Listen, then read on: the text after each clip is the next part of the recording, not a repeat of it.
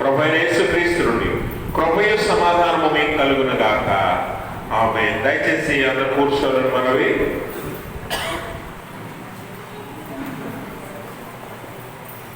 దేవుని ప్రశస్త నామానికి మహిమ కలుగునుగాక.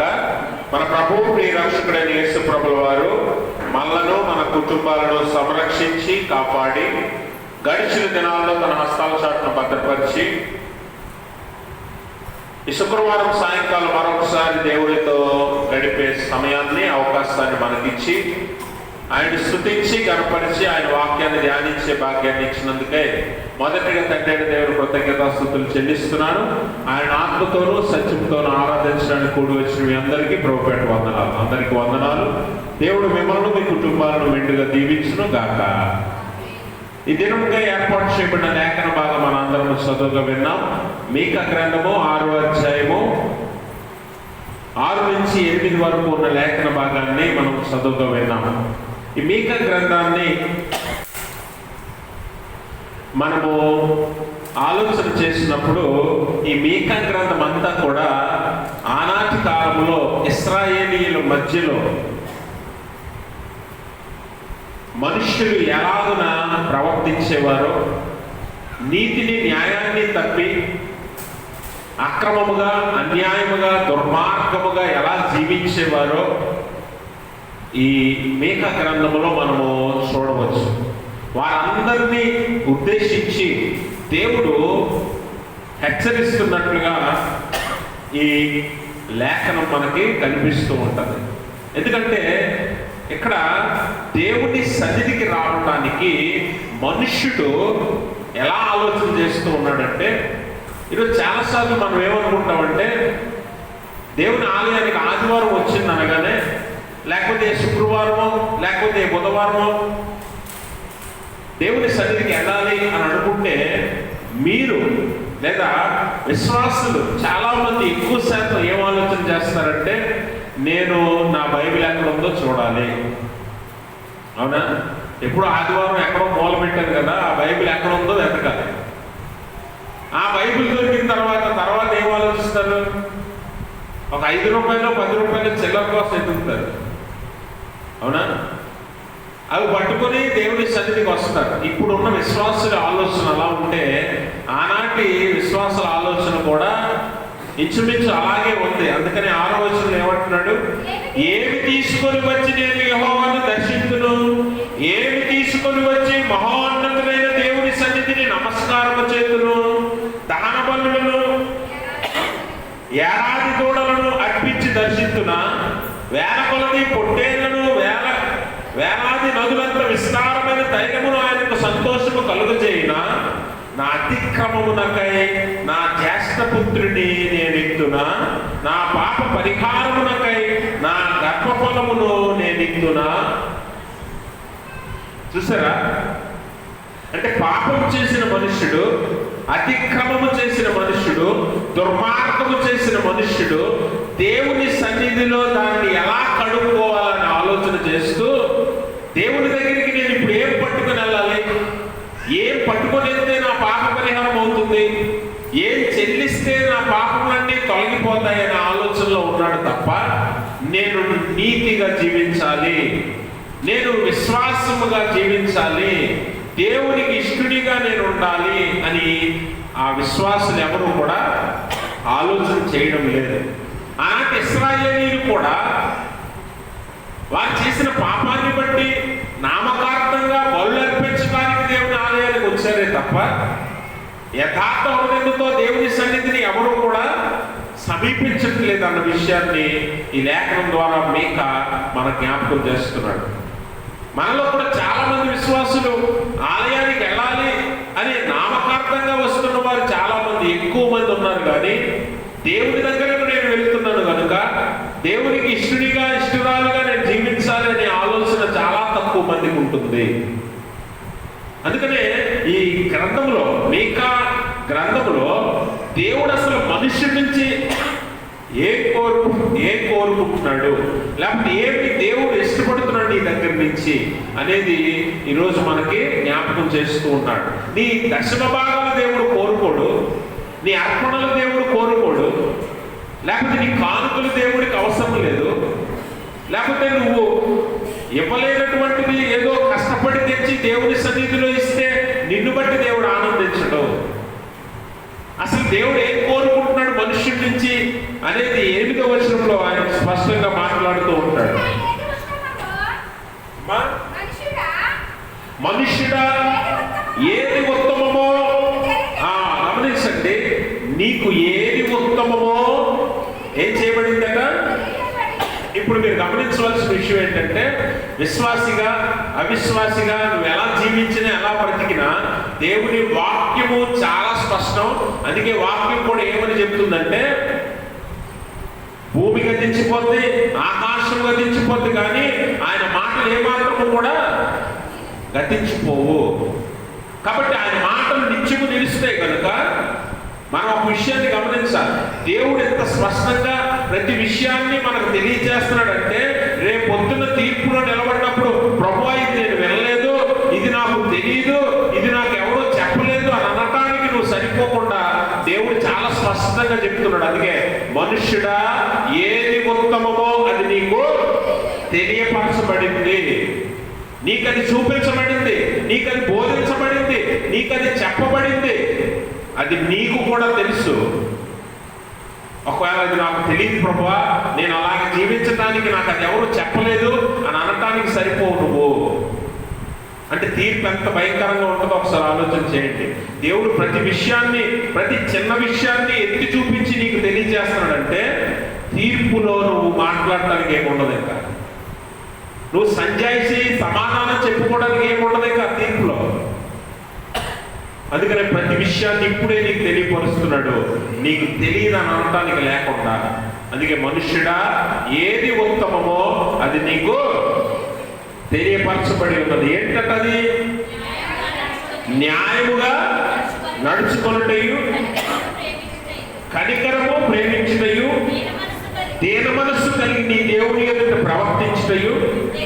ఇంతే కదా యెహోవా నిన్ను అడుగుతున్నాడు. ఇప్పుడు దేవుడు మనుష్యుడిని ఏమడుగుతున్నాడట? నువ్వు అర్జెంటుగా దశమ భాగం తెచ్చి ఇక్కడ పెట్టనట్లా, లేకపోతే కానుకలు అర్పణలు తెచ్చి ఇక్కడ పెట్టనట్లా, ప్రథమ ఫలాలు తెచ్చి ఇక్కడ పెట్టనట్లా, వీటిని బట్టి నీ పాప పరిహారం కలుగుతుంది అని దేవుడు చెప్పట్లా. మరి దేవుడు అడుగుతున్నది, కోరుకుంటున్నది ఏంటి అని అంటే, మొట్టమొదటిది న్యాయముగా నడుచుకుంట, కనికరము ప్రేమ కలిగి ఉండుట, దీన మనసు కలిగి దేవుని ఎదుట నువ్వు ప్రవర్తించుట. ఇంతే కదా అంటే ఇంతే కదా దేవుడు నిన్ను అడుగుతున్నాడు. అంటే నువ్వు ఇవ్వలేది కాదు కదా అని ఇంతే కదా అంటే దాని అర్థం ఏంటి? ఇంతే కదా అంటాం కదా, అంటే నా అర్థం ఏంటి? నువ్వు ఇవ్వలేది కాదు ఇది. ఇక్కడ ఉన్న ప్రతి ఒక్కరు, ఈ భూమి మీద ఉన్న ప్రతి మనుషుని ఇవ్వగలిగిన అర్పణ ఇది, ఇవ్వగలిగిన స్థితే ఇది. ఇప్పుడు ఒకడు ₹1,00,000 దేవుని సన్నిధికి దశమ భాగం ఇచ్చాడు అనుకోండి, అందరూ ఇవ్వగలరా? ఇవ్వగలం అనే వాళ్ళు పేర్లు ఇవ్వండి, వచ్చే వారం మేము తీసుకుంటాం. ఇవ్వగలిగే ₹1,00,000 మేము ఇవ్వగలము అన్నారు అనుకోండి, ఇప్పుడు పెద్దలు ఇక్కడే ఉన్నారు, పేర్లు ఇస్తే వచ్చే వారం కలెక్ట్ చేసుకుంటాం. కొన్ని ఇస్తే మంచిదేగా.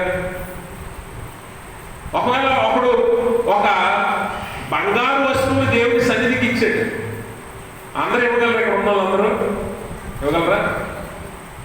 ఒక బంగారమో వెండో లేకపోతే విలువైన వస్తువు ఏదో దేవుని సన్నిధికి ఒకడు బహుమానంగా తెచ్చినప్పుడు ఆ స్థితి అందరికీ ఉండకపోవచ్చు. అదేనా దేవుడు నిన్ను అడుగుతున్నాడు అంటే అది కాదట. దేవుడు అడుగుతున్నది ఏంటంటే ఇంతే కదా. ఇంతే కదా అంటే ఏంటి?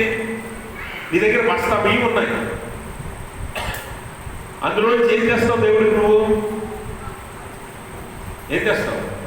ఎంతో కొంత అంటే ఇంతే కదా, ఇవ్వగలిగిందే కదా తెస్తావు, అవునా? బస్తా తెచ్చి ఇక్కడ పెట్టవుగా, అంటే ఎంత ఇవ్వగలిగిందే తెస్తావు. అయితే అర్పణలు కానుకలు దేవుడు అడగట్లేదు, కానీ దేవుడు అడుగుతున్నది ఏంటంటే ప్రతి మనుష్యుడు ఇవ్వగలిగింది, ప్రతి మనుషుడి దగ్గర ఉన్నది, ప్రతి మనుషుడు చేయగలిగింది దేవుడు అడుగుతున్నాడు. అదేంటంటే ప్రతి మనుష్యుడు న్యాయముగా నడుచుకోగలడు. దేవుడికి స్తోత్రం. ప్రతి మనుష్యుడు కనికరమును ప్రేమను కలిగి ఉండగలడు. ప్రతి మనుష్యుడు దీన మనసు కలిగి దేవుని ఎదుట ప్రవర్తించగలడు. కానీ ఈరోజు ఎందుకు ఇదే దేవుడు అడుగుతున్నాడని లేఖనం ద్వారా దేవుడు మనకు జ్ఞాపకం చేస్తున్నాడు తెలుసా? ఇదే మనం చేయలేకపోతున్నాం. ఇదే మనము చేయలేకపోతున్నాం. అందుకనే దేవుడు ప్రవక్త ద్వారా ఆమోసు గ్రంథాన్ని 8వ శతాబ్దం ప్రవక్తలు అంటారు. ఎవరు? యెషయా, ఆమోసు, హోషియా, మీకా. ఈ నలుగురిని 8వ శతాబ్ద ప్రవక్తలు అంటారు. అంటే యేసు ప్రభు వారికి ముందు 800 సంవత్సరాల ముందు ప్రవచించిన ప్రవక్తలు వీళ్ళు. ఎప్పుడు? యేసు ప్రభు వారు పుట్టక మునుపు, అనగా భూమి మీదకి నరావతానికి రాక మునుపు 800 సంవత్సరాల క్రితం, అంటే క్రీస్తు పూర్వం 800 సంవత్సరాల క్రితం యెషయా, హోషియా, మీకా, ఆమోసు ఈ నలుగురు ప్రవక్తలు ప్రవచించారు. ఈ నలుగురు ప్రవక్తలు ఆ కాలంలో ప్రవచించడం వల్ల మీరు చూస్తే 4 గ్రంథాలను మీరు చూడండి, ప్రత్యేకంగా ఎక్కువగా ఆమోసు, మీకా గ్రంథాల్లో చూస్తే సమాజంలో జరుగుతున్న అన్యాయాన్ని, అక్రమాన్ని, అవినీతిని ఖండిస్తారు. అంటే సమాజం ఎంత దరిద్రంగా మారిందంటే, సమాజం ఎంత దిగజారిపోయిన స్థితికి వచ్చిందంటే, సమాజంలో నీతి లేదు, న్యాయం లేదు, సమాజంలో కనికరం లేదు, సమాజంలో ప్రేమ లేదు, సమాజంలో దయ లేదు, సమాజంలో ఎవరు తగ్గింపు జీవితాన్ని జీవించట్లా. ఎవరు కూడా తగ్గింపు జీవితాన్ని జీవించట్లా. దేవుడు కోరుకున్నది ఇదే అయితే, నువ్వు అనుసరిస్తుంది, నువ్వు వెంబడిస్తున్నది ఏది అని అంటే లోకానుసారమైన జీవితాన్ని నువ్వు కోరుకుంటున్నావు. లోకంలో ఏముంటది అని అంటే, లోకంలో నీతి ఉండదు, న్యాయం ఉండదు. కానీ నీ బ్రతుకు వరకు అన్యాయం ఉంటది, అక్రమం ఉంటది, దౌర్జన్యం ఉంటది, దోపిడీ ఉంటది. అందుకే ఈ మీకా గ్రంథకర్త, ప్రవక్త ఈ గ్రంథంలో చాలాసార్లు జ్ఞాపకం చేస్తాడు. 3వ అధ్యాయము 9వ వచనం ఒకసారి చదువుదాం. యాకోబు సంతతి వారి ప్రధానులారా, ఇశ్రాయేలీయుల అధిపతులారా, న్యాయమును తృణీకరించుచు దుర్నీతిని నీతిగా ఎంచు వారులారా, ఈ మాట ఆలకించుడి. నరహత్య చేయుట చేత సియోనును మీరు కట్టుదురు, దుష్టత్వము జరిగించుట చేత. అంటే దేవుడు ఎంతగా సమాజాన్ని బట్టి, తన ప్రజలను బట్టి, విశ్వాసులను బట్టి మరి హెచ్చరించడానికి సిద్ధపడ్డాడంటే, వారి యొక్క దుష్టత్వాన్ని, దుర్నీతిని వారు ఎలాగ జరిగిస్తున్నారో స్పష్టంగా దేవుడు చెప్తున్నాడు. మన జీవితాల్లో కూడా చాలాసార్లు మనం ఇలాంటి అన్యాయపు, అక్రమపు పనులు చేసి కొన్ని సంపాదిస్తూ ఉంటాం. అందుకే దేవుడు ఏమడుగుతున్నాడంటే, నీ దగ్గర నుంచి దశంభాగాల్లో, కానుకలు, అర్పణలు అడగట్లా. ఎందుకంటే నువ్వేం చేస్తావు? అన్యాయముగా సంపాదించి దేవుడి సన్నిధిలో నువ్వు అర్పణ పెట్టావు. అందుకనే దేవుడి సన్నిధికి ఎలా వెళ్ళాలి అని అడిగి 6వ వచనంలో వాడు ఇశ్రాయేలీయులు వారు ప్రశ్నించుకుంటున్నారు. మా పాపమును బట్టి, పాప పరిహారమును బట్టి మేము దేవుని సన్నిధికి ఏం పట్టుకెళ్తే బాగుంటుంది అనుకుంటున్నారు. వాస్తవానికి దేవుని సన్నిధిలో ఉండటానికి ఒక మనిషికి ఎప్పుడు అర్హుడవుతాడు అని అంటే, ఇదిగో ఇక్కడ దేవుడికి ఇష్టమైనది, దేవుడు కోరుకున్నది ఏదో అది చేసినప్పుడే వాడు అర్హుడవుతాడు. 15వ కీర్తనలో కీర్తనగాడు అంటాడు కదా, యెహోవా గుడారములో అతిథిగా ఉండదగిన వాడెవడు, ఆయన పరిశుద్ధ పర్వతంలో ఎక్కదగిన వాడెవడు, యథార్థ ప్రవర్తన కలిగి నీతిని అనుసరించి హృదయపూర్వకంగా నిజం పలుకువాడే. ఎవడు దేవుని సన్నిధికి అర్హుడట? యథార్థమైన ప్రవర్తన కలిగి ఉండాలట, హృదయపూర్వకంగా నిజం పలకాలట, నీతిని అనుసరించాలట. నీతిని, న్యాయాన్ని అనుసరించి వాడే దేవుని సన్నిధికి అర్హుడట. అయితే నువ్వు అక్రమంగా, అన్యాయంగా సంపాదించి ఆ ధనాన్ని దశమ భాగంగా, లేకపోతే అర్పణగానో, కానుకగానో నువ్వు తీసుకొచ్చి దేవుని సన్నిధిలో పెడితే దేవుడు ఎలా అంగీకరిస్తాడు? అందుకే దేవుడు ఏం కోరుతున్నాడంటే, నీ దగ్గర నుంచి కానుకలు, అర్పణలు, వస్తువులు, లేకపోతే బంగారమో, వెండో అడగట్లేదు. కానీ ప్రతి మనుష్యుడు మార్చుకోగలిగింది, ప్రతి మనుష్యుడు వెంబడించగలిగింది, ప్రతి మనుష్యుడు చేయగలిగింది, ప్రతి మనుషుల దగ్గర ఉన్నదే దేవుడు అడుగుతూ ఉన్నాడు. అందుకనే న్యాయముగా నడుచుకుంటా. ఇశ్రాయేలీయులు, యాకోబు సంతతి వారు ఏం చేస్తున్నారట? అన్యాయంగా సంపాదించిన ధనాన్ని బట్టి వారు యెరూషలేమును కడుతున్నారట. యెరూషలేముని కడుతున్నారు. ఈరోజు మనం ఇల్లు కట్టుకోవాలా, లేకపోతే ఇంకేదో కట్టుకోవాలా? మనం అన్యాయంగా, అక్రమంగా ఆలోచన చేసి అటువంటి ధనార్జన చేత ఒకవేళ మనం కట్టుకుంటున్నామేమో, ఒకవేళ అలా మనం ప్రవర్తిస్తున్నామేమో, మనలో అన్యాయము, అక్రమం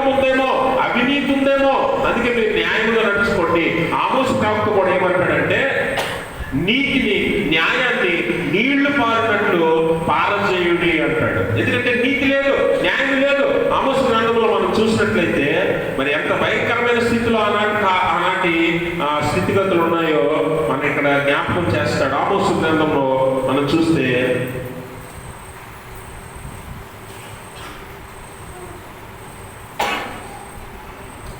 ఆమోసు గ్రంథము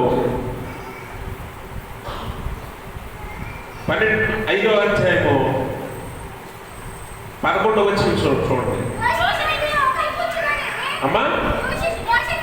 దోష నివృత్తికి రోకలు పుచ్చుకొని నీతిమంతులను బాధ పెట్టుచు గొప్పమునకు వచ్చు పేదవారిని అన్యాయం చేయటం వలన మీ అపరాధములు విస్తారములైనవనియు మీ పాపములు ఘోరమైనవనియు నేను ఎరుగుదును. దరిద్రుల యొక్క పంట మోపులను పుచ్చుకొనుచు మీరు వారిని అనగదొక్కుదురు. అందుకనే 5వ అధ్యాయంలోనే 14వ వచనం అంటాడు,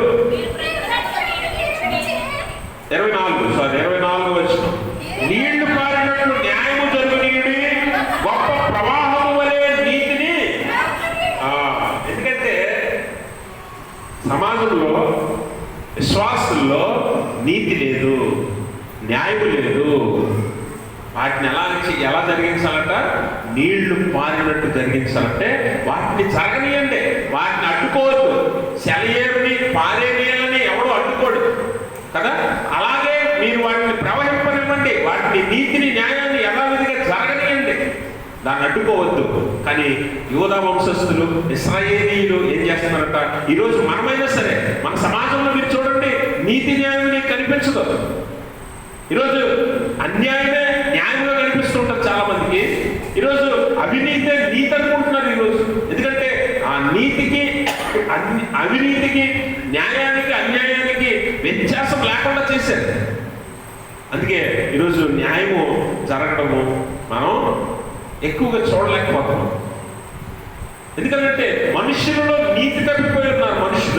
మనుషులు న్యాయాన్ని విడిచిపెట్టారు. ఎందుకంటే వారి స్వార్థం కోసం. అందుకనే ఈ మీకా గ్రంథంలోనే మనం చూసినట్లయితే 6వ అధ్యాయం 11వ వచనం అంటాడు, తప్పు త్రాసును తప్పు రాళ్ళ సంచి ఉంచుకొని నేను పవిత్రుడు కావునా వారిలోని ఐశ్వర్యవంతులు ఎడతెగక బలాత్కారము చేయుదురు, పట్టణస్థులు అబద్ధమాడుదురు, వారి నోటిలోని నాలుక కపటముగా మాటలాడును. ఈ గుణాలన్నీ అప్పుడెప్పుడో ఎవరికో ఉన్నాయి అని మనం అనుకుంటాం, కానీ వాస్తవానికి మనలోనే ఉన్నాయన్న సంగతి మనం మర్చిపోతున్నాం కదా. కపటము అనేది మనలో ఉన్నదా లేదా? కపట మాటలు మనలో లేవా? మనం కపటంగా మాట్లాడవా? ఒకవేళ అపవాదికి మనకి కపటం గురించి పోటీ పెడితే అపవాది అట్రఫ్లాప్ అయిపోతుంది తెలుసా. అపవాది ఓడిపోతుంది మన దగ్గర. అంటే మనం అసలు కపటం గురించి అపవాదికి పాఠం నేర్పించగలం తెలుసా. అది మన దగ్గర ఎంత ఉందో మనకు తెలుసు, కానీ మనం చెప్పం, బయటపడం. కానీ మనం కపటమా ఆనాటి ఇశ్రాయేలీయులకు ఉంది అన్నట్టుగా ఆలోచిస్తాం, కానీ నీలో వాళ్ళకంటే ఎక్కువ ఉందన్న సంగతి నీకు తెలియదు. అలాగే మనం ఏం చేస్తామంట? తప్పు త్రాసు, దొంగ త్రాసు యెహోవాకు హేయము అని చెప్తే ఈరోజు మనం ఏమనుకుంటాం? తప్పు త్రాసు అంటే ఎవడో వ్యాపారం చేసేవాడు వేస్తాడు, మనం వేస్తామా అనుకుంటాం. అవునా కదా? మీరు వేస్తారా? తప్పు త్రాసు మీరు వేస్తారా? ఒక విషయాన్ని గమనించండి, మీరు చేస్తున్న ఉద్యోగం కానివ్వండి, మీరు చేస్తున్న వ్యాపారం కానివ్వండి, మీరు చేసే కూలి పని కానివ్వండి, మీరు చేసే ఏ పని అయినా సరే మీకు దేవుడు అనుగ్రహించాడు. అయితే మీరు కూలి పనే చేస్తున్నారు అనుకుందాం, పొలం పనే చేస్తున్నారు అనుకుందాం. పొలానికి వెళ్ళి మీ యజమానుడు మీకు ఇన్ని గంటలకు ఎంత కూలి అని ఒప్పందం చేస్తాడు. 8 గంటలు పనిచేస్తే ఎంత కూలి అని మీకు ఒప్పందం చేశాక 8 గంటలు న్యాయంగా చేస్తున్నావా? 8 గంటలు నీతిగా చేస్తున్నావా? 8 గంటలు యథార్థంగా చేస్తున్నావా? నీ పని చేస్తున్నావా? కొలస్సీ పత్రిక 3వ అధ్యాయం 23వ వచనంలో పౌలు భక్తుడు ఒక మాట మాట్లాడతాడు. ప్రభువు వలన స్వాస్థ్యమును అమ్మా ప్రతిఫలమును పొందుతము కనుక ఎరుగుదము కనుక మీరేమి చేసిన మనుషుల నిమిత్తము కాక ప్రభు నిమిత్తమని మనస్ఫూర్తిగా చేయమన్నాడు. అంటే మీకు గమనించాలి, దేవుడు మిమ్మల్ని చూస్తున్నాడని తెలిసి, ఒకవేళ మనము 8 గంటలు పనిచేయక చాలా మంది పనివారు ఏం చేస్తుంటారంటే యజమానుడు ఉన్నంతసేపు న్యాయంగా నీతిగా చేసినట్టు కనిపిస్తారు, కానీ యజమానుడు పక్కకి వెళ్ళగానే మనం ఏం చేస్తామంటే పని దొంగలిస్తాం. మనం పని చేయడానికి ఇష్టపడం. ఒకవేళ ఉద్యోగం అనుకోండి, ఉద్యోగం అయితే నెలకి ఇంత జీతమని, ఇన్ని రోజులు పని అని నీకు ఉంటుంది. అన్ని రోజులు న్యాయంగా యథార్థంగా నీ యజమానునికి విధేయత కలిగి నువ్వు పనిచేస్తున్నావా? దేవుడు అంటున్నాడు, మనుషుల నిమిత్తం నువ్వే పని చేయకు. నువ్వేం చేసినా ప్రభువు వల్ల స్వాస్థ్యము ప్రతిఫలము పొందుదామని ఎరిగి మనస్ఫూర్తిగా చేయి. మనస్ఫూర్తిగా నువ్వు చేయి. ఏ పనైనా, దేవుడు నీకు ఇచ్చిన ఏ ఉద్యోగం అయినా. ఇప్పుడు నువ్వు చెప్పు, దొంగత్రాసు అంటే ఏంటి? నీకు ఇవ్వబడిన పని నువ్వు దొంగిలించడమే దొంగత్రాసు. వ్యాపారస్తులు వేసేది మాత్రమే కాదు. నీకు ఇవ్వబడిన పని 8 గంటలు, పనివాడి జీతానికి పాత్రుడు, పనికిమాలిన వాడి జీతానికి పాత్రుడని చెప్పలా. పని దొంగ జీతానికి పాత్రుడని చెప్పలా బైబిల్. పనివాడే జీతానికి పాత్రుడు. అంటే నీకు ఇవ్వబడిన పని శక్తి వంచన లేకుండా నువ్వు చేయగలగడమే. ఈరోజు ఉద్యోగాలు, వ్యాపారాలు, లేకపోతే కూలి పనులు, వ్యవసాయ పనులు ఎంతోమంది చేస్తూ ఉన్నారు. మీరందరూ కూడా న్యాయంగా చేస్తున్నారా అని అంటే ఒకసారి మిమ్మల్ని మీరు ప్రశ్నించుకోండి. యథార్థంగా చేస్తున్నారా? పనికి తగినట్టుగా చేస్తున్నారా? దేవుడే నీకు స్వాస్థ్యం ఇస్తాడు, దేవుడే నీకు ప్రతిఫలం ఇస్తాడని ఎరిగి నీ పని ఏదైనా, నీ ఉద్యోగం ఏదైనా, నీ వ్యాపారం ఏదైనా న్యాయంగా యథార్థంగా చేయనప్పుడు దేవుడు నిన్ను ఆశీర్వదిస్తాడు. కాబట్టి గమనించి, న్యాయం లేదు ఏ విషయంలో కూడా. న్యాయము నీతిని ఎవరు వెంబడించట్లేదు. అందుకే దేవుడు అంటున్నాడు, నీతిని న్యాయాన్ని నీళ్లు పారినట్టు జరిగించండి. అది మీలో లేదు. కాబట్టి నేను మీ దగ్గర నుంచి కోరుకుంటుంది ఏంటో తెలుసా? న్యాయముగా నడుచుకోవడం నేర్చుకోండి. న్యాయముగా నడుచుకుంటే నాకు అదే చాలు. మీరు దశభాగాలు, అర్పణలు, పెద్ద పెద్ద వస్తువులు ఆలయానికి మీరు ఇవ్వక్కర్లా, నాకు మీరు ఇవ్వక్కర్లా, ఏమి చేయక్కర్లేదు. కానీ న్యాయముగా నడుచుకోండి చాలు. ఎందుకంటే మీలో న్యాయం లేదు. మీరు న్యాయం తప్పిపోయారు, నీతి తప్పిపోయారు. కాబట్టి న్యాయముగా నడుచుకోవడమే నేను మీ దగ్గర నుంచి కోరుకుంటున్నాను.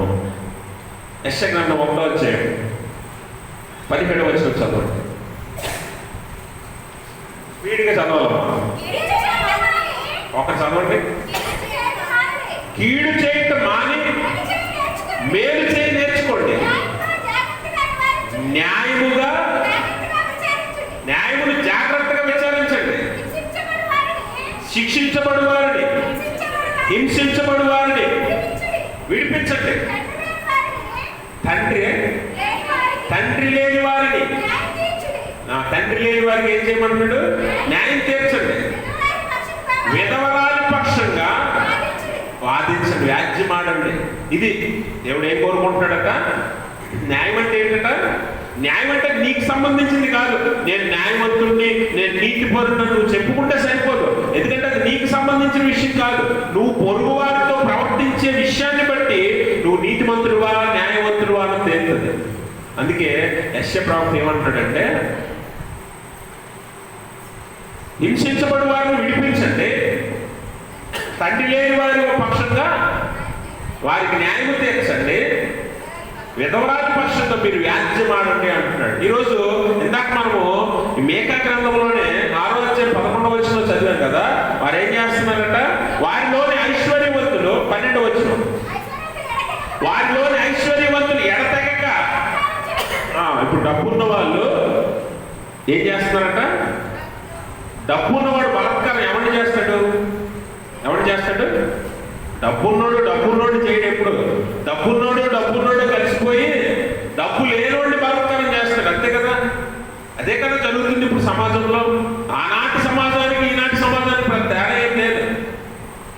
అప్పుడు డబ్బున్న వాళ్ళందరూ ఏం చేశారట? బలాత్కారం చేశారట. ఎవరిని? పేదలను, డబ్బు లేని వారిని, విధవరాండ్లను, తండ్రి లేని వారిని, బలహీనులను హింసించారు, బలాత్కారం చేశారు. ఈరోజు జరుగుతున్నది కూడా అదే.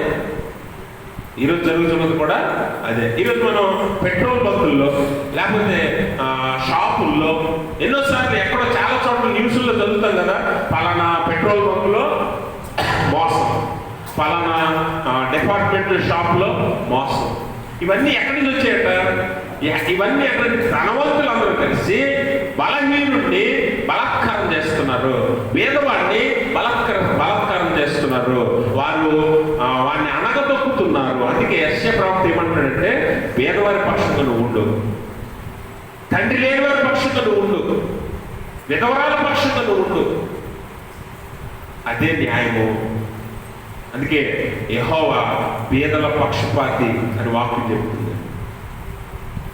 పేదలను కనికరించేవాడు, యెహోవాకు అప్పించేవాడని దేవుని వాక్యం చెబుతుంది. అందుకే నువ్వు న్యాయంగా నడుచుకోవడం అంటే నేను న్యాయవంతుడిని, నీతిమంతుడిని అని చెప్పుకోవడం కాదట. ఇది నువ్వు చేయవలసింది. పేదల పక్షంగా నిలబడాలి, విధవరాల పక్షంగా వాదించాలి, తండ్రి లేని వారికి నువ్వేం చేయాలి?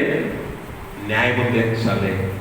ఎందుకంటే వారు అన్యాయమైపోతున్నారు, వారు బలాత్కారం చేయబడుతున్నారు, వారు అణగదొక్కబడుతున్నారు. అందుకనే మనం గమనించాలి, క్రైస్తవుడు అంటే ఎవరట?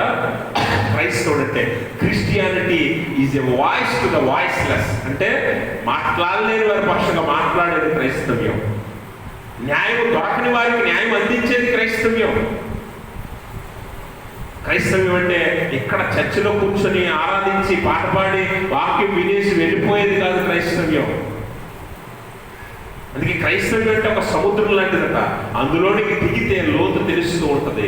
ఇప్పుడు నువ్వు దిగిన తర్వాత లోతును తెలుసుకోవాలి. ఇది ఎక్కడతో అయిపోయేది కాదు, ఈ 4 గోడల మధ్య ముగిసిపోయేది కాదు క్రైస్తవ్యం. It is an ongoing process until your last breath on this earth. భూమి మీద నువ్వు చచ్చేదాకా కొనసాగేది క్రైస్తవ్యం. నువ్వు ఎక్కడికి వెళ్ళినా నీ వెంటుండేది క్రైస్తవ్యం. ఎక్కడికి వెళ్ళినా నువ్వు వెంబడించాల్సింది క్రైస్తవ్యం. అందుకే న్యాయంగా ప్రవర్తించడం అంటే చర్చిలో కాదు, న్యాయంగా ప్రవర్తించడం. ఎక్కడేం చేస్తావు న్యాయం అంటే? న్యాయం ఎక్కడ చేయాలి? అన్యాయం జరిగిన చోట చేయాలి. అవునా? అంతేనా? న్యాయం ఎక్కడ చేయాలి? ఎక్కడ పోయిందాన్ని అక్కడే వెతుక్కోవాలి కదా. అలాగే అన్యాయం ఎక్కడ ఉందో అక్కడ జరిగించాలి న్యాయము. అంతేగాని చర్చిలో నువ్వు చూపించేది కాదు. అర్థమైందా? అందుకే దేవుడు ఏం చేయమంటున్నాడు? న్యాయముగా నడుచుకోవాలి. అన్యాయం జరిగిన చోట నువ్వు ఒక స్వరం అవ్వాలి. దేవుడు కోరుతున్నాడు అది. నువ్వు మాట్లాడలేని వారి పక్షంగా నువ్వు మాట్లాడాలి. వ్యాజ్యం ఆడమంటే ఏంటి? ఒకరి పక్షంగా నువ్వు వాదించాలి. తప్పు అయితే అవతల వాడు ఒకరి పట్ల తప్పు చేస్తే వారి పక్షంగా నువ్వు వాదించగలగాలి న్యాయం కోసం. అది క్రైస్తవ్యం అంటే. క్రైస్తవ్యానికి ఒక కొత్త కోణాన్ని దేవుడు మనకు చూపిస్తున్నాడు. ఇప్పటిదాకా ఆరాధన, ప్రార్థన లేకపోతే ఇంకేదో అనుకున్నాం, కానీ దేవుడు లోతులు తీసుకెళ్తుంటే క్రైస్తవ్యం ఏంటో మనకు అర్థమవుతుంది. క్రైస్తవ్యం అంటే ఏంటో మనం రుచి చూస్తాం, అనుదిన జీవితంలో అనుభవిస్తాం. ఆదివారమో, బుధవారమో, శుక్రవారమో అనుభవించేది కాదు క్రైస్తవ్యం. అనుదినము అనుభవించేది క్రైస్తవ్యం. అనుదినము నువ్వు ఆచరించేది క్రైస్తవ్యం. కాబట్టి గమనించండి, న్యాయం అంటే నువ్వు ఇతరుల పక్షంగా జరిగించాలి. రెండోది ఏమంటున్నాడు? కనికరమును ప్రేమ. ఏం కలిగి ఉండాలంట? కనికరమును ప్రేమ. వాస్తవానికి ఇక్కడ కనికరం అనే మాట కనిపిస్తుంది కదా. కనికరం అంటే జాలిపడటం కాదు, జాలిపడటం కాదు. కనికరం అంటే జాలిపడటం కాదు. దేవునికి స్తోత్రం. ఎక్కడ ఉన్నారా? దేవునికి స్తోత్రం. కనికరం అంటే జాలిపడటం కాదట. మరి ఏంటంటే క్షమ, దయ. కనికరం అంటే ఏంటి? వీటికి ఏంటంటే తేడా అని మీరు అడగచ్చు. కనికరం అంటే జాలిపడేది అయితే, ఇప్పుడు నువ్వు ఆరాధన అయిపోయిన తర్వాత బయటికి వెళ్తున్నప్పుడు ఇట్నుంచో బండి అట్నుంచో బండి వచ్చి గుద్దుకున్నాయి అనుకోండి, చూడగానే ఏమనిపిస్తుంది నీకు? అయ్యో అని జాలిపడతావు. జాలిపడి ఏం చేస్తావు? ఏమీ చేయవు. నాకు తెలుసు కదా. ఏమీ చేయకుండా మళ్ళీ మామూలుగా ఇంటికి వెళ్ళిపోతారు. అమ్మో ఏమైందో దాని గురించి మాట్లాడుకుంటే ఇంటికి వెళ్ళిపోతారు. అంతే, మీరేం చేయరు. జాలి అంటే అది అంతే. కనికరం అంటే జాలి పడటం కాదట, క్షమ, దయ. క్షమాదయ అంటే ఏంటి మరి? క్షమ అంటే ఏంటంటే, క్షమించడం అంటే ఏంటంటే, అవతల వాడు నీకు నచ్చకపోయినా, అవతల వాడు నీకు ఇష్టం లేకపోయినా, అవతల వాడు నిన్ను ద్వేషించినా, లేకపోతే వాడిని నువ్వు ద్వేషించినా, నువ్వు అంగీకరించిన అవతల వాడిని క్షమించడం అంటే. క్షమించడం అంటే అంతే కదా. క్షమించడం అంటే అవతల వాడిని ఒప్పుకోవడం, అంగీకరించడం, చేర్చుకోవడం. క్షమ. కనికరం అంటే ఏముండాలంట? క్షమ ఉండాలి. రెండోది దయ ఉండాలి. దయ అంటే ఏంటి? దయ ఇస్ నథింగ్ బట్ ఏ క్రియ. దయ అంటే ఏంటి? కార్యం ఉండాలి. ఇప్పుడు జారి పడ్డావు అనుకో, అయ్యో పాపం అనుకుని వెళ్ళిపోతావు తప్ప ఏం చెయ్యో. కానీ క్షమ దయ ఉన్నాయనుకోండి, క్షమ అంటే అవతల వాడు ఎవడైనా సరే నువ్వు అంగీకరిస్తావు. రెండోది దయ ఉన్నప్పుడు క్రియ చేస్తావు. అక్కడ ఏది అవసరమో అది చేస్తావు. దేవునికి స్తోత్రం. అక్కడ ఏది అవసరమో అది చెయ్యాలి కదా. దేవుడు అదే కదా అడుగుతున్నాడు. మరి మొన్న ఆదివారం లోకసువార్త 10వ అధ్యాయంలో సమరయుడు, మంచి సమరయుడు, ఆ సంఘటన ధ్యానించాం కదా. అప్పుడు సమరయుడు అవతల పడి ఉన్నవాడు ఎవడో తెలియదు. ఒకవేళ వాడు యూదుడైతే సమరయుడు వాడిని ద్వేషించవచ్చు ఈజీగా. ఎందుకంటే సమరయుడిని అంటరాని వారిగా పక్కన పెడతారు యూదులు. కాబట్టి వీడి జాతి, వీడు మమ్మల్ని ద్వేషిస్తున్నారు కదా, మమ్మల్ని అంటరాని వారిగా చూస్తున్నారు కదా, మమ్మల్ని ఊడాకులుగా తోస్తారు కదా, మమ్మల్ని ఆలయంలోనికి రానివ్వరు కదా. కాబట్టి ఈ యూదుడికి ఇప్పుడు ఇదే మంచి గతి. కాబట్టి నేనేమి చేయకూడదు అనుకోవచ్చు సమరయుడు. కానీ సమరయుడు ఏముందంట? క్షమ ఉంది. క్షమ ఉంది కాబట్టి వాడు యూదుడైనా, లేకపోతే లేవీయుడైనా, యాజకుడైనా నేను వాడిని అంగీకరిస్తానని చెప్పి వాడి దగ్గరికి వెళ్ళాడు. ఆ తర్వాత దయ చూపించాడు. దయ అంటే ఏంటి? యేసుప్రభువు వారు భూమి మీదకి రావటానికి ఒక కార్యం జరగాలి. ఆ కార్యం జరగడానికి దేవుడు ఎన్నుకున్న ఒక సాధనం ఎవరంటే తల్లి అయిన మరియ.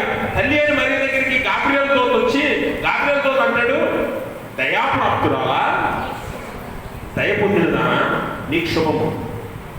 దేవుడి వల్ల దయ పొందినదానా నీకు శుభము. ఇప్పుడు దయ అనగానే వెంటనే క్రియ రావాలి. అందుకే దయ పొందు. అందుకే చాలాసార్లు మనం ఏం చేస్తామంటే, ఎవరికైనా ఆఫీసర్లకు అర్జీ పెట్టుకున్నప్పుడు మొత్తం సమస్య అంతా రాసేసి మన అవసరాలు అక్కర్లు రాసి కింద ఏం రాస్తాం? ఏం చేస్తాం? దయచేసి దయచేసి అని ఎందుకు రాస్తాం? దయచేసి అంటే మీరు దయ చూపించి పని చేయండి. అవునా? అది ఎందుకు రాస్తాం? దయ అనే మాట ఎందుకు రాస్తాం?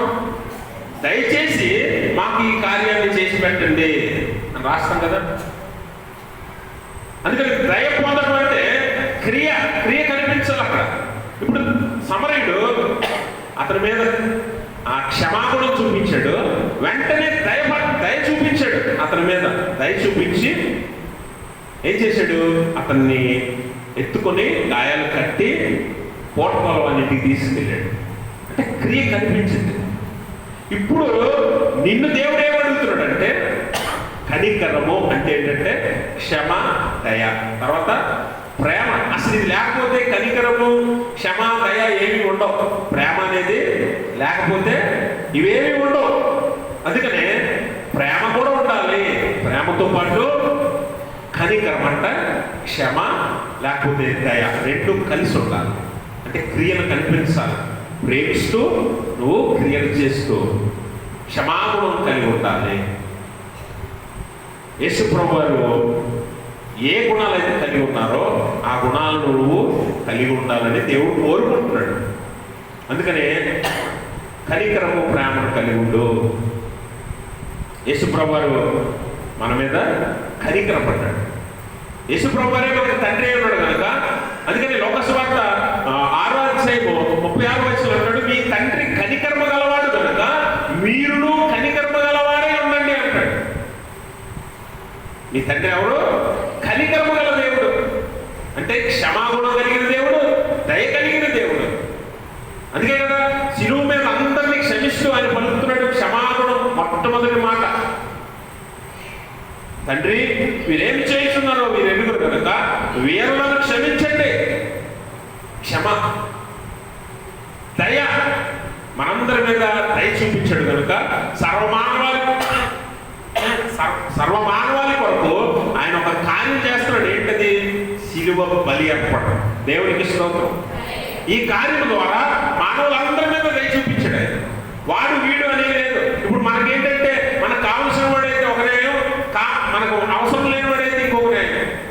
కానీ దేవుడు అలా కాదట, నువ్వు ఎలాంటి వాడు అయినా నీ కోసం, నా కోసం, మనందరి కోసం ఆయన దయ చూపించి సిలువ బలి అర్పణ చేశాడు.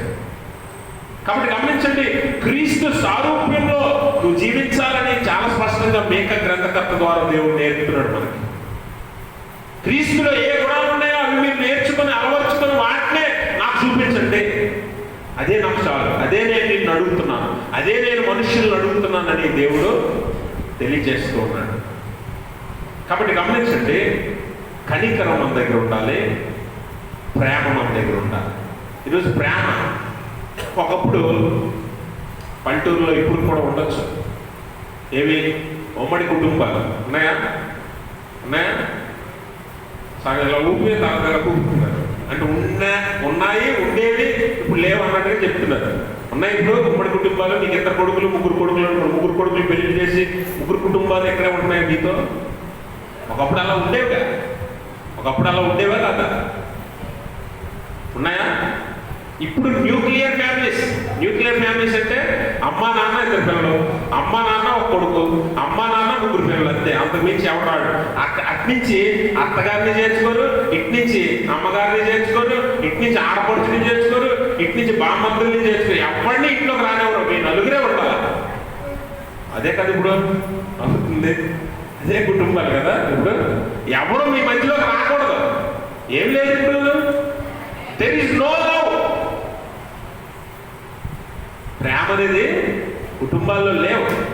ఎవడింటికి రాకూడదు. మీ ఇంట్లో మీరు, మా ఇంట్లో మేము. ఇప్పుడు అన్నదమ్ములు పక్కన ఇళ్ళు కట్టుకున్నా కూడా ఎవడి ఇంట్లోకి ఎవడు తొమ్మిది చూడట్లేదు. చూస్తున్నారా? ఏం లేదు, ల్యాక్ ఆఫ్ లవ్, ప్రేమ కొరబడింది. అందుకే దేవుడు ఏం కలిగి ఉండమంటాడు, నీ దగ్గర ఏది లేదో అదే చూపించు నాకు అంటున్నాడు. నువ్వేది చూపించలేకపోతున్నావో, నువ్వేది పంచలేకపోతున్నావో అదే పంచు, అదే చూపించు. ఎందుకంటే నేను లోకమును ఎంతో ప్రేమించాను, నేనే మిమ్మల్ని ప్రేమించాను. మొదట దేవుడు ప్రేమించడు కనుక మనము ఆయన్ని ప్రేమిస్తున్నాం. మనం ఆయన ప్రేమించలా, ఆయనే మనల్ని ప్రేమించాడు. కాబట్టి ఆయన కూడా ఏమడుగుతున్నాడట, మీరు కూడా ప్రేమించండి. కానీ ఈరోజు బంధాలు ఎందుకు లేవంటే, కుటుంబాలు విడిపోవడం ఎందుకు జరిగాయంటే, రక్త సంబంధాల మధ్య విభేదాలు వచ్చాయంటే, దూరం పెరిగిపోతుందంటే కారణం ఏంటంటే ప్రేమ చూపించలేకపోతున్నాం. ఎందుకో తెలుసా? అందరికీ కావాల్సింది, మానవులందరికీ మోస్ట్ వాంటెడ్ ఏమైనా ఉండాలంటే నథింగ్ బట్ కరెన్సీ, డబ్బే. ఇప్పుడు డబ్బు కావాలి అందరికీ. ఓ పక్క దేవుడు, ఓ పక్క డబ్బు అంటే జాగ్రత్తగా వెళ్ళిపోతారు. ఏమాత్రం వెనక్కుండా తొనకుండా డబ్బు వైపు వెళ్ళిపోతారు ఈరోజు. అందుకే ఈరోజు ఏం లేదంటే ప్రేమ లేదు. ఇప్పుడు అన్నయ్య లేకపోతే తమ్ముడు లేకపోతే అక్క లేకపోతే చెల్లి వాటకు వచ్చింది అనుకోండి, డబ్బుల దగ్గరికి వచ్చేసరికి ఎవడైనా అవసరం పక్కన పెట్టు. ఇప్పుడు ఎవరు కావాలి, నాకు ఏం కావాలి, ఇదే కావాలి. అందుకే ఈరోజు బంధాలు బాగోట్లేదు, కుటుంబాలు చెదిరిపోతున్నాయి, విడిపోతున్నాయి, చల్లా చెదిరైపోతున్నాయి. అందుకే దేవుడు ఏమడుగుతున్నాడంటే ప్రేమే కలిగి ఉండండి, ప్రేమే ప్రాముఖ్యం. అందుకే కదా మొదటి కొరింథీ పత్రిక ఏమంటాడు, నేను దేవదూతల భాషలతో మాట్లాడినను ప్రేమ లేని వాడినైతే వ్యర్థుడను, ప్రేమ లేని వాడినైతే వ్యర్థుడను. చెప్పని మాట ఉంటుంది కదా, కాగా 13 కాగా విశ్వాసము, నిరీక్షణ, ప్రేమ, ఈ మూడును నిలుచును. వీటిలో ఏదంటున్నాడు శ్రేష్టమైంది? మూడు నిలుస్తాయట. మూడింటిలో బెస్ట్ ఏదైనా ఉందంటే నథింగ్ బట్ లవ్, ప్రేమే. అదే నేను చూపించమంటున్నాడు. ఎందుకంటే ఈరోజు అనుకుంటున్నావు కదా, నువ్వు సంపాదించిన ఆస్తి, నువ్వు అన్యాయంగా అక్రమంగా లాక్కున్న ఇల్లు, లేకపోతే ఇంకేదో ఈ పొలమో స్థలమో ఏదో ఒకటి, ఏదైనా కూడా అది నీకు శాశ్వతం కాదు అనే సత్యాన్ని మళ్ళీ ఎక్కువసారి జ్ఞాపకం చేస్తున్నాడు. అందుకే ఏది నిలుస్తుందట? ప్రేమే నిలుస్తుంది. విశ్వాసం, నిరీక్షణ, ప్రేమ మూడు నిలుచును. వీటిలో శ్రేష్టమైనది ప్రేమే. అందుకే దేవుడు ప్రేమే ఉన్నాడు అని దేవుడు వాక్యం చెప్తుంది. అంటే ఇప్పుడు నీ దగ్గర ఎవరు ఉండాలి? దేవుడు ఉండాలి. దేవుడు అంటే వాక్యం ఉండాలి. వాక్యం ఉంటే నీలో కనికరం ఉంటుంది, నీలో ప్రేమ ఉంటుంది, నువ్వు న్యాయంగా నీతిగా నడుచుకుంటావు, బ్రతుకుతావు. ఏ స్థితిలోనైనా ఎక్కడున్నా, చదువు, ఉద్యోగం, లేకపోతే వ్యాపారం, కూలి పని, లేకపోతే వ్యవసాయ పని, ఏం చేసినా ఎక్కడున్నా నువ్వు ఎక్కడ ఏమి ఆలోచిస్తావంటే ఇది దేవుడు చూస్తున్నాడు, నేను న్యాయంగా బతకాలి, నీతిని వెంబడించాలి, నేను ఎవరికి అన్యాయం చేయకూడదు, ఎవరిని మోసం చేయకూడదు అనే స్పృహ నీకు ఉంటుంది. ఏముంటే? ప్రేమ ఉంటే. ప్రేమ is nothing but God. God is love. కాబట్టి దేవుడే ప్రేమ, ప్రేమే దేవుడు. కాబట్టి ప్రేమ ఉన్నదంటే దేవుడు ఉన్నాడు నీ దగ్గర. దేవుడు ఉన్నాడంటే వాక్యం ఉంది నీ దగ్గర. యోహాను వాక్యం ఒకటి అంటాడు కదా, వాక్యమే దేవుడే ఉన్నాడు. కాబట్టి వాక్యం ఉంది నీ దగ్గర. నీ దగ్గర వాక్యం ఉంటే ప్రేమ ఉంది, కనికరం ఉంది, న్యాయం, నీతి నీ దగ్గర ఉన్నాయి. చివరికి ఏమంటున్నాడు? దేన మనస్సు కలిగి దేవుని ఎదుట ప్రవర్తించాలి. మనము ఎంత తెలివైన వారు అంటే మనుషులు దేని మనసు కలిగి దేవుని ఎదుట ప్రవర్తించమన్నారు. కాబట్టి ఆలయంలో మనం ఎంత తగ్గిపడితే వంగిపోతుంటాం. ఎంత వంగిపోతాం అంటే ఎక్కువసేపు అలా ఉంటే వెన్నుముక ఎలా ఉండిపోతే అంతలా వంగేస్తున్నాం. ఇక్కడ బయటికి వెళ్ళామంటే ముందేమో దేవుడి దగ్గరేమో ఎలా వంగుతాం, బయట అయితే ఎలా వంగుతాం అంటే రొమ్ములు ఎత్తుకొని నడుస్తాం బయట. అంటే ఏంటి? దేవుని దగ్గర కూడా మనం నటించగలం, దేవుని దగ్గర కూడా మనం వేషధారణ చూపించగలం. దేవుని ఎదుట ప్రవర్తించమన్నాడు కాబట్టి ఆలయంలో ప్రవర్తిస్తారు చాలా మంది. కానీ దేవుడు సర్వాంతర్యామి అన్న సంగతి మర్చిపోతాం మనం. God is omni present. Omni present అంటే అంతటా వ్యాపించిన వాడు, అన్ని చోట్ల ఉన్నవాడు. అందుకే కదా 139వ సంకీర్తన దావీదు అంటాడు కదా, నీవు నా ముందు నా వెనక ఆవరించి ఉన్నావు అంటాడు కదా. 3వ వచనం, నా నడకను నా పడకను నీ పరిశీలన చేసి ఉన్నావు, నా చర్యలన్నింటినీ నీవు బాగుగా తెలుసుకొని ఉన్నావు. యెహోవా మాట నా నాలుకకు రాకమునిపే అది నీకు పూర్తిగా తెలిసి ఉన్నది, వెనుకను ముందును నీవు నన్ను. ఎందుకంట దేవుడు అంతా ఆవరించి ఉన్నాడు. నువ్వు ఇక్కడ ఎలా ఉన్నావో బయటికి వెళ్ళి ఎలా ఉంటున్నావో దేవుడికి తెలీదా? ఇక్కడ ఏం మాట్లాడుతున్నావో బయటికి వెళ్ళి ఏం మాట్లాడుతున్నావో దేవుడికి తెలీదా? ఎక్కడ ఏమో ఆలోచన చేస్తున్నావో బయటికి వెళ్ళి ఏమో ఆలోచన చేస్తున్నావో దేవుడికి తెలీదా? అది మర్చిపోతున్నాం మనం. అందుకని దేవుని ఎదుట ప్రవర్తించడం అంటే ఎక్కడైనా అలాగే ప్రవర్తించాలని సత్యాన్ని మనం తెలుసుకోవాలి. అందుకే ఆలయంలో భక్తి, బయటకు వెళ్తే ఇంకోలో బతుకుతున్నారు. ఆలయంలో భక్తి చూపించేవారు, లేకపోతే ఆలయంలో భక్తి నటించేవారు బయటకు వెళ్ళిన తర్వాత వారి స్వలాభం కోసం లేకపోతే వారి సొంత జీవితం కోసం ఆలోచన చేస్తున్నారు. దేవుడు చూస్తున్నాడు అన్న సంగతి మర్చిపోతున్నారు.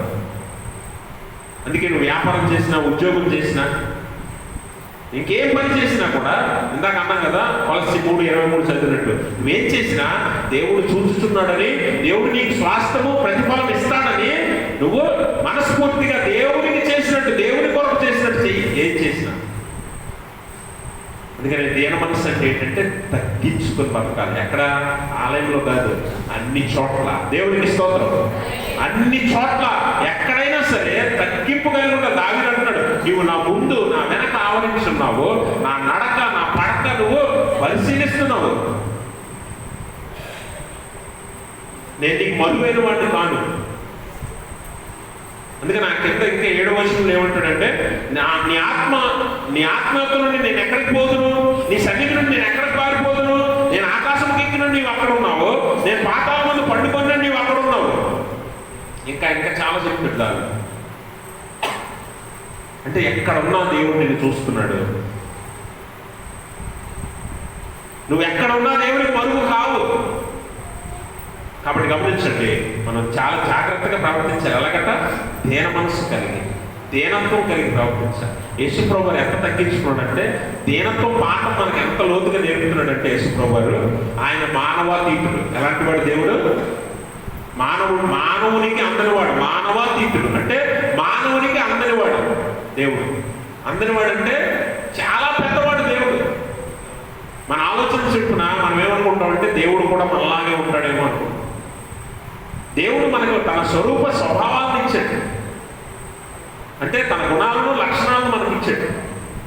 అంతేగాని మనలాగే దేవుడు ఉంటాడని నీకు ఎక్కడ చెప్పలా. దేవుడు ఆత్మ కనుక ఆత్మకు రూపం ఉండదు, ఆత్మకి రూపం ఉండదు. దేవుడు ఆత్మ కనుక ఒక శక్తి, ఆయన సర్వశక్తిమంతుడు. ఆయన అతన్ని నువ్వు ఊహించలేవు, అతన్ని నువ్వు అందుకోలేవు. అలాంటి దేవుడు ఎంతగా తగ్గించుకున్నాడంటే నీ కోసం నా కోసం ఎంత దీనత్వం కలిగి మనకి తన జీవితాన్ని మనం చూపిస్తున్నాడంటే దేవుడు నరావతారిగా మారడానికి. మీరు గమనించండి, తల్లి గర్భంలో పిండం ఎంత ఉంటుంది? ఎంత ఉంటుంది? తల్లి గర్భంలో పిండం ఎంత ఉంటుంది? పిండము మునుపు అండముగా ఉన్నప్పుడు ఎంత ఉంటుంది? అంతగా తగ్గించుకున్నాడు దేవుడు. దేవునికి స్తోత్రం. అంత దీనత్వం చూపించాడు, అంత తగ్గింపు చూపించాడు. ఇంకా నీకు అర్థం కావాలంటే, ఇంకా నీకు తెలుసుకోవాలంటే, యేసు ప్రభు వారు 12 మంది శిష్యులను కూర్చోబెట్టి తన చొక్కాయి విప్పి తన నడుము కట్టుకొని వారి పాదాల దగ్గర కూర్చొని వారి పాదాలన్నీ కడుగుతున్నాడు యేసు ప్రభు. ఒక శిష్యుడికి గురువు పాదాలు కడగడం అనేది చరిత్రలో మొట్టమొదటిసారి. ఇదే దేవునికి స్తోత్రం. ఎంత తగ్గింపు చూడండి. ఇప్పుడు మీరు ఇంటికి వెళ్ళి అందరూ వంటలు చేసుకుని వస్తారా? చివరి మాట చెప్పి ముగించేద్దాం. అందరూ వంటలు చేసుకుని వచ్చి ఉంటారు, ఎందుకంటే 9 అయిపోయింది కదా. ఇప్పుడు వెళ్ళగానే మంచం మీద పట్టడానికి ముందు కంచం మీద పడాలి, అవునా? మంచం మీద పడే ముందు కంచం మీద పడి ఆ తర్వాత మంచం మీద పడాలి. కాబట్టి వంట చేసుకుని వచ్చి ఉంటారు. ఒకవేళ నిజంగా మీరు చేసుకోలేదు, ఇప్పుడు మీరు ఆలోచన ఏముంటుంది? మీరు ఇంటికి వెళ్ళి ఎవడుంటారు రా బాబు అనుకుంటారు. ఇంటికి వెళ్ళగానే ఒక 2 పనులు, అమ్మగారు రండి అని పిలిచి కూర్చోబెట్టి మీరు ఏది మనసులో వండుకొని తినాలనుకుంటారో అంతకంటే మంచి కూర, మంచి రుచికరమైన కూర వండేసి మీ ఎదురుగా పెట్టి తినండి అమ్మగారు అనగానే మీరు తినేసి మీ చేతులు కూడా అలా కడిగేసి మీ మూతి కూడా అలా రుద్దేసి మంచంలో పడుకోబెట్టేసారు అనుకోండి. అలాగే రోజు జరుగుతుంది. ఇంటికి వెళ్ళగానే ఏమనిపిస్తుంది మీకు ఏమనిపిస్తుంది? ఫస్ట్ ఒక 2-3 రోజులు అబ్బా ఇది ఇలాగే ఉంటే బాగుంది అనుకుంటా. ఇదే పర్మనెంట్ ఇంకా నీకు అన్నాక కొన్ని రోజులకి ఏమొస్తుంది తెలుసా? నాకంటే ఎవడున్నాడు గొప్పవాడు ఎక్కడ బొమ్ముళ్ళో అనుకుంటారా లేదా? ఇంటికి వెళ్ళగానే 2 పనులు, కాలు కింద పెట్టినవరు, ఏ పని చేయనివ్వరు, ఏ కష్టం రానివ్వరు, ఈడ కూడా వాళ్ళనివ్వరు అనే గర్వం నీలో వచ్చేస్తుంది. 2 పనులు ఉంటేనే. యేసుప్రభు వారికి ఎంతమంది? 12 మంది శిష్యులు. ఆయన పరమదేవుడు. ఆయన ఎవరి దగ్గర కూర్చున్నాడు? అల్పమైన మానవుల దగ్గర కూర్చుని పాదాల దగ్గర కూర్చొని పాదాలు కడుగుతున్నాడు. ఎందుకు ఆ 12 మంది అందులో పౌలు పక్కన పెట్టేస్తే ఆ 12 మంది ఎవరు? సామాన్యులు. ఎవరు? పామరులు అని ఉంటుంది. పామరులు అంటే ఎవరు? జాలర్లు, కూలి పని చేసుకునేవారు. ఈరోజు నీకంటే తక్కువ స్థాయి దగ్గరికి వెళ్ళి నువ్వు ఎవరైనా ఎవరి పాదాలను కడుగుతారు? ఎవరైనా పాదాలు కడగక్కల, పాదాల దగ్గర కూర్చోగలరా? అంటే మనమే తగ్గించుకోలేకపోతాం, మనమే దీనత్వం కలిగి బతకలేకపోతాం. కానీ దేవుడు మనకు నేర్పిన పాఠం ఏంటి తెలుసా? నిన్ను నువ్వు పూర్తిగా తగ్గించుకో. నిన్ను నువ్వు తగ్గించుకుని దీనత్వం కలిగి నువ్వు బ్రతికినప్పుడు దేవుడు నీ యందు ఆనందిస్తాడు. యేసుప్రభువు తగ్గించుకోకపోతే మానవాళికి రక్షణ లేదు, మానవాళికి పాప విమోచన లేదు, మానవాళికి పరలోక భాగ్యమే తప్పదు. ఆయన తగ్గించుకున్నాడు కాబట్టి ఫిలిప్పీ పత్రికలో అంటాడు కదా, ఆయన తను తాను మనుష్య స్వరూపం, దేవుని పోలికలో ఉన్నను ఆయన ఎలా ఉన్నాడంటే మనుష్య స్వరూపము దాల్చి దాసునిగా పుట్టి తను తానే రిక్తునిగా చేసుకున్నాడు. అంటే ఖాళీ చేసుకొని తగ్గించుకొని, అంత తగ్గింపుగా ఆయన రాకపోతే ఈరోజు మానవులకి రక్షణే లేదు. అందుకే దీన మనసు కలిగి దేవుని ఎదురు ప్రవర్తించడం నేర్చుకో. ఈరోజు నీ దగ్గర ఉంది కదా అని గొప్పలకు పోకు, అత్యంచుకో, గర్వం చూపించుకో. దేవుడు నెబుకద్నెజరు అంటే రాజు వంటి వాడిని కింద పడేసి గడ్డి తినిపించాడు. నువ్వు నేను గొప్ప విషయం కాదు దేవుడికి. అందుకే నీకు ఏమి ఇచ్చినా దేవుని యందు ఆనందిస్తూ నిన్ను నువ్వు తగ్గించుకొని దేవుని యందు ప్రవర్తించడం దేవుడు కోరుకుంటు. ఇప్పుడు చెప్పండి, 3 దేవుడు అడుగుతున్నాడు. న్యాయముగా అనగా నీ పొరుగువానికి, అక్కర్లో ఉన్నవానికి, అన్యాయం జరుగుతున్నవానికి నువ్వు న్యాయం జరిగించేలాగా ప్రవర్తించాలి, నడుచుకోవాలి. అలాగే కనికరము, ప్రేమ కలిగి ఉండాలి. అలాగే దేవుని నిర్మల్స్ కలిగి ప్రవర్తించడం నేర్చుకోవాలి. ఈ 3 నువ్వు ఇవ్వగలిగినవి. దేవుడు ఇవ్వగలవే అడుగుతున్నాడు. నువ్వు ఇవ్వగలిగినవే దేవుడు అడుగుతున్నాడు. నువ్వు ఇవ్వలేదు కాదు. అయ్యో నా దగ్గర న్యాయం లేదే అని నువ్వు అనలేదు. నా దగ్గర కనికరం లేదే అని నువ్వు అనలేదు. నా దగ్గర ప్రేమ లేదే అని నువ్వు అనలేవు. నా దగ్గర దీనత్వం లేదే అని నువ్వు అనలేవు. ఇవన్నీ నువ్వు అలవర్చుకోగలిగినవే, నేర్చుకోగలిగినవే, చేయగలిగినవే, దేవుడి కనపరచగలిగినవే.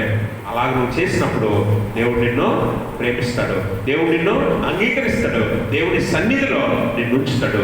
దేవుడు సదాకాలము నీతో ఉండులాగున నీకు పరలోక భాగ్యాన్ని ఇస్తాడు. అట్టి స్థితి దేవుడు తన పరిశుద్ధాత్మ ద్వారా మనందరికీ దయచేయును గాక. ఆమేన్. సమస్త జ్ఞానమును మించిన దేవుని సమాధానం యేసుక్రీస్తు వల్ల మీ హృదయములకు, మీ తలంపులకు కావలి ఉండును గాక. ఆమేన్.